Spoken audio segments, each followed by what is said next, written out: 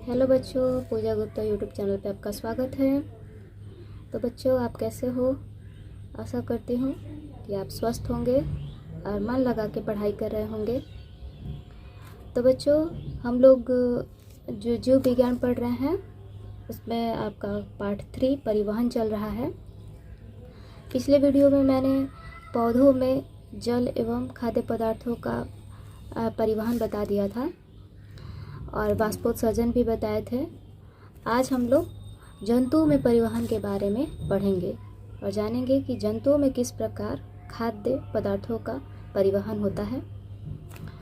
तो कुछ टॉपिक रह गया था पिछले वीडियो में, तो आज हम लोग 2 टॉपिक देख लेते हैं, फिर हम लोग जंतुओं में परिवहन देखेंगे।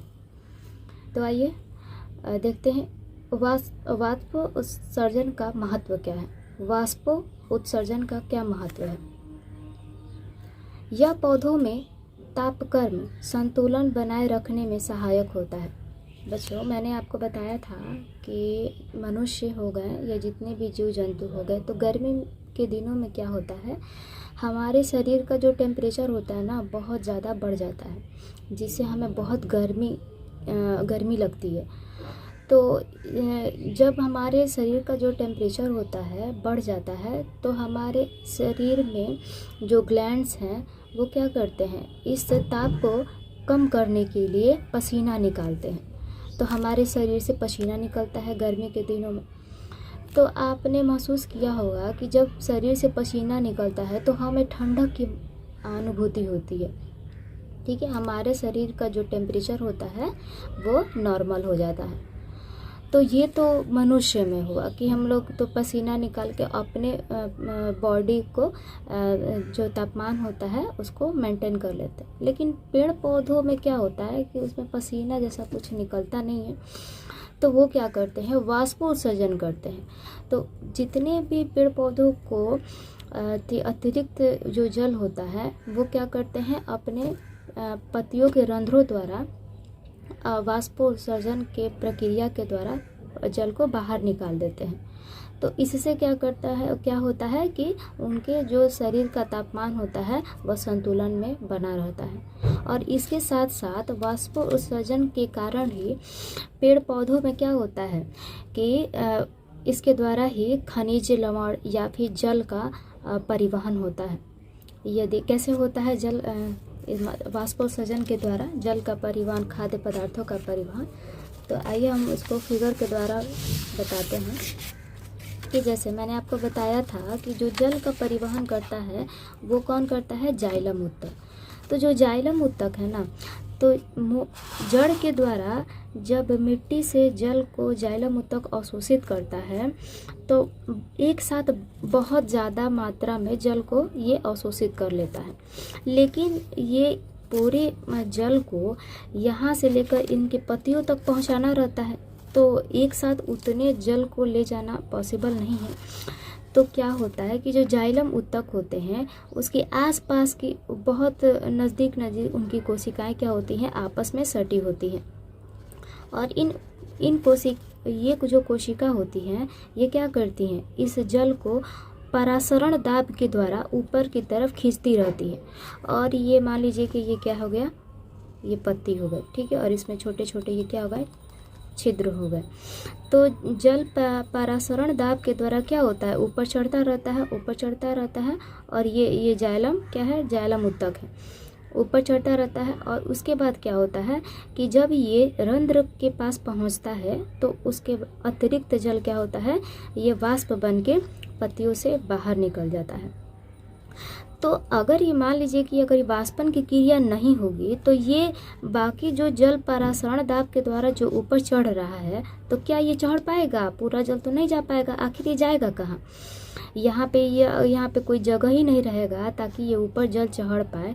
तो कैसे होगा, तो इसके लिए क्या होना चाहिए, वाष्पन यहाँ का जो जल है वो निरंतर निकलते रहना चाहिए बाहर की तरफ, तभी तो ये सभी अणु क्या होंगे, परासरण दाब के द्वारा ऊपर की तरफ जल को खींचते जाएंगे। तो ये एक प्रकार का स्तंभ का निर्माण कर लेते हैं। ठीक है, परासरण दाब के द्वारा ये जल का एक स्तंभ बन जाता है पेड़ पौधों में। ठीक है, तो ये जो वाष्प उत्सर्जन ही मेन कारण होता है, जल को पूरे इसके शरीरों तक पहुंचाता है। ठीक है, इसके टहनियों तक जाइलम के माध्यम से पहुंचाता है। तो आई होप आपको समझ में आ गया होगा कि वाष्प उत्सर्जन क्यों आवश्यक है। एक तो शरीर का तापमान उनके पेड़ पौधों को तापक्रम संतुलन बनाए रखने में मदद करता है, और दूसरा खनिज लवणों के अवशोषण एवं परिवहन में भी क्या होता है, सहायक होता है। तो आइए अब हम लोग दूसरा जो टॉपिक है वो है पौधों में खाद्य पदार्थों का स्थानांतरण। पौधों में खाद्य पदार्थों का स्थानांतरण देखते हैं। पौधों में खाद्य पदार्थों का स्थानांतरण का मतलब होता है कि एक स्थान से दूसरे स्थान तक जाना। ठीक है, इसी को हम लोग स्थानांतरण कहते हैं। तो पेड़ पौधों में खाद्य पदार्थों का स्थानांतरण का अर्थ होता है कि एक भाग से, पेड़ पौधों के एक भाग से दूसरे भाग में खाद्य पदार्थों का जलीय घोल। खाद्य पदार्थ किस रूप में पेड़ पौधों में विस्तृत होता है, तो उसके जलीय घोल के रूप में होता है। तो जलीय घोल के आने जाने को ही खाद्य पदार्थों का स्थानांतरण कहते हैं। ध्यान दीजिएगा बच्चों कि जो स्थानांतरण की क्रिया होती है, ये बहुत ऊंचे जो पेड़ होते हैं जिनकी हाइट 50 मीटर या उससे से भी अधिक होती है, उनमें खाद्य पदार्थों को उनके जड़ से लेके पत्तियों तक पहुंचाने में जो क्रिया होती है उसे हम लोग स्थानांतरण कहते हैं। लेकिन जिनकी हाइट बहुत कम होती है, जैसे मैंने आपको एक कोशिकीय पौधा के बारे में बताया था, जैसे हम लोग मॉस कहते हैं, ठीक है, जैसे काई, उसकी हाइट तो बहुत कम होती है।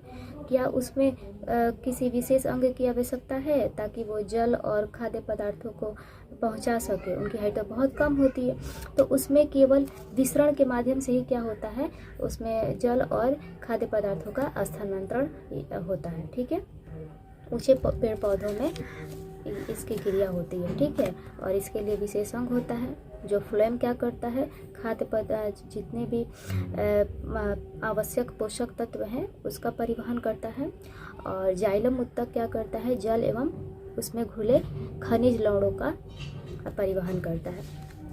तो पौधों में परिवहन आप लोग को समझ में आ गया होगा। फिगर के माध्यम से भी मैंने आपको अच्छी तरीक़ा से समझाने का प्रयास किया। अब हम लोग अगला हम लोग का जो टॉपिक है जंतुओं में परिवहन, इसके बारे में जानेंगे। तो बच्चों, जो जंतु होते हैं वो कैसे प्राणी है, वो उच्च श्रेणी के प्राणी है।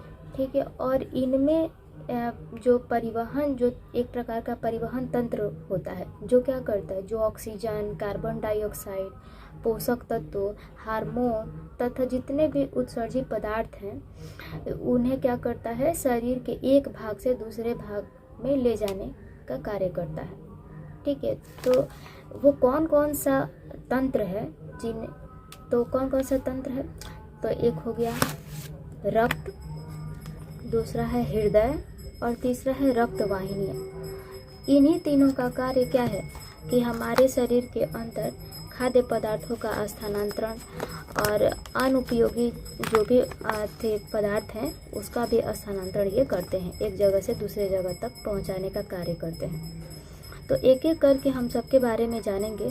तो पहले हम लोग रक्त के बारे में जानते हैं। तो रक्त परिवहन तंत्र पाया जाता है हमारे शरीर के अंदर।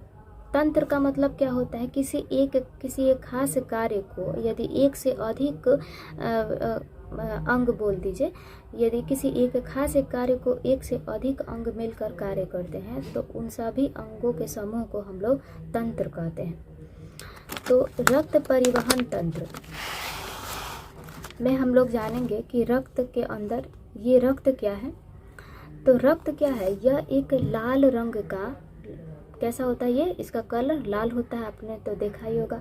तो रक्त लाल रंग का एक गाढ़ा क्षारीय तरल पदार्थ होता है जो क्या होता है, जो हृदय तथा रक्त वाहिनियों में प्रवाहित होता है। तो ये कैसा होता है, इसका रंग लाल होता है। ठीक है, और ये एक तरल माध्यम में होता है। ठीक है, और ये क्षारीय होता है। क्षारीय का मतलब क्या होता है, आप ये केमिस्ट्री में पढ़िएगा, रसायन शास्त्र में क्षारीय और अम्लीय क्या होता है। ठीक है, इसका जो पीएच होता है ना, जिस पदार्थ का जो पीएच हो 7 से क्या हो, अधिक हो, तो वो क्या कहलाता है, क्षारीय माध्यम कहलाता है। पीएच जो है, जिसका पीएच क्या हो, 7 से क्या हो, अधिक हो, 7 से अधिक हो, तो वो क्षारीय माध्यम कहलाता है। तो जो रक्त का जो पीएच होता है वो क्या है, 7 से अधिक है। ये रक्त का जो पीएच होता है 7.4 होता है, 7.4। इसीलिए ये कैसा माध्यम होता है, क्षारीय होता है। इसे तरल संयोजी ऊतक भी कहा जाता है। क्यों कहा जाता है, क्योंकि रक्त क्या है, हमारे पूरे शरीर में छोटी सी कोशिका से लेके बड़े जितने बड़े ऊतक हैं उन सब में क्या करता है, ये प्रवाहित होता है। और ये सभी ऊतकों को क्या करता है, कनेक्ट करता है, यानी जोड़ता है, जोड़ने का भी कार्य करता है। तो इसीलिए इसे संयोजी ऊतक भी कहा जाता है। तरल किस लिए कहा जाता है, क्योंकि ये तरल रूप में बहता है हमारे शरीर के अंदर, तो इसीलिए इसे तरल संयोजी ऊतक कहा जाता है। अब रक्त भी 2 घटकों से मिलकर बना होता है। एक उसमें तरल माध्यम होता है, दूसरा उसमें सॉलिड यानी ठोस माध्यम होता है। जो रक्त का जो तरल भाग होता है उसे हम लोग प्लाज्मा कहते हैं। और ठोस भाग में भी 3 प्रकार के रक्त कोशिकाएं होती हैं, जिन्हें हम लोग अलग अलग नाम से जानते हैं। जैसे आपने आरबीसी सुना होगा, लाल रक्त कोशिकाएं, डब्ल्यूबीसी सुना होगा, श्वेत रक्त कोशिकाएं, और तीसरा एक है ब्लड प्लेटलेट्स, जिसे हम लोग रक्त पट्टिकाओं या बिम्बाणु कहते हैं। तो पहले हम लोग तरल भाग के बारे में जानेंगे, जिसे हम लोग प्लाज्मा कहते हैं। तो आइए हम लोग प्लाज्मा के बारे में जानते हैं। प्लाज्मा ये कैसा होता है, यह एक हल्के पीले रंग का चिपचिपा द्रव होता है। जी हाँ, रक्त केवल लाल ही नहीं होता है, उसमें पीला भाग भी पाया जाता है। ठीक है, तो ये आप लोग विस्तार से आगे जानिएगा। लेकिन ये जो प्लाज्मा होता है वो किस रंग का होता है, हल्के पीले रंग का होता है, और ये चिपचिपा द्रव होता है। यह आयतन के हिसाब से पूरे रक्त का, यानी यदि पूरा रक्त लिया जाए तो सबसे ज़्यादा मात्रा में जो पाया जाता है ना, वो प्लाज्मा ही पाया जाता है। 55% पाया जाता है प्लाज्मा रक्त में। इसमें करीब 90% जल होता है। इस प्लाज्मा में 90% जल होता है, 7% प्रोटीन होता है तथा 3% अन्य पदार्थ होते हैं। ठीक है, तो आपको पता चल गया कि जो प्लाज्मा है वो पीले रंग का होता है, और यह रक्त का 55% भाग होता है। और इसमें 90% जल भी पाया जाता है और प्रोटीन भी पाया जाता है। अब इसमें कौन कौन से प्रोटीन पाए जाते हैं, तो इसमें फाइब्रिनोजेन, प्रोथ्रोम्बिन और हिपैरिन। ये जो प्रोटीन होता है प्लाज्मा, इसका बस कार्य क्या होता है, ये रक्त को थक्का होने में मदद करता है। ठीक है, यदि मान लीजिए कि रक्त का ये प्रोटीन अगर नहीं पाया जाए प्लाज्मा में, तो क्या होगा, रक्त का थक्का बनेगा, शरीर के अंदर नहीं, शरीर के बाहर रक्त को थक्का बनाने में मदद करता है। जैसे अगर किसी का हाथ या पैर कहीं टूट फूट गया या कहीं कट लग गया हाथ पैर में, तो क्या होता है, हमारे शरीर से तुरंत रक्त बहने लगते हैं। तो क्या होता है, यदि ये प्रोटीन नहीं पाया जाए, फाइब्रिनोजेन, प्रोथ्रोम्बिन, तो हमारे शरीर का सारा रक्त बाहर निकल जाएगा, बह जाएगा। तो क्या करता है, ये प्रोटीन रक्त को तुरंत जमा देता है वहाँ पे। आप देखे होंगे कि जब कहीं कट जाता है ना, तो वहाँ पे तुरंत ब्लड क्या होता है, थोड़ा समय के लिए निकलता है, उसके बाद तुरंत वहाँ पे जम जाता है। तो बेसिकली इसका कार्य होता है कि रक्त को जमाना। ठीक है, तो रक्त को जमाने में ये दोनों प्रोटीन जो होते हैं सहायक होते हैं। लेकिन ये एक तीसरा जो प्रोटीन है हिपैरिन, ये क्या करता है, रक्त को जमने से रुकता है। लेकिन ये जमने से रुकता है शरीर के अंदर। अगर मान लीजिए कि शरीर के अंदर ही रक्त जम गया, तो तब तो ऑक्सीजन और जितने भी पोषक तत्व है हमारी कोशिकाओं या ऊतकों तक नहीं पहुंच पाएंगे। तो इस तरह तो इंसान की मृत्यु हो सकती है।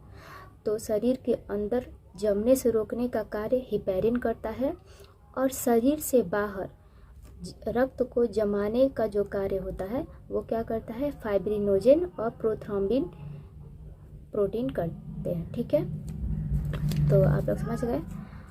और एक और जो नोट है, तो आप देख लीजिए, जो प्लाज्मा में उपस्थित जो प्रोटीन होते हैं, कौन कौन से प्रोटीन थे, 3 प्रोटीन, फाइब्रिनोजेन, प्रोथ्रोम्बिन और हिपैरिन। ये तीनों कहाँ पाए जाते हैं, प्लाज्मा में पाए जाते हैं।